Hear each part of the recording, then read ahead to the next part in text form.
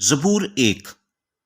مبارک ہے وہ آدمی جو شریروں کی صلاح پر نہیں چلتا اور خطا کاروں کی راہ میں کھڑا نہیں ہوتا اور ٹھٹھا بازوں کی مجلس میں نہیں بیٹھتا، بلکہ خداوند کی شریعت میں اس کی خوشنودی ہے اور اس کی شریعت پر دن رات اس کا دھیان رہتا ہے۔ وہ اس درخت کی مانند ہوگا جو پانی کی ندیوں کے پاس لگایا گیا ہے، جو اپنے وقت پر پھلتا ہے اور جس کا پتا بھی نہیں مرجھاتا۔ سو جو کچھ وہ کرے بار ور ہوگا۔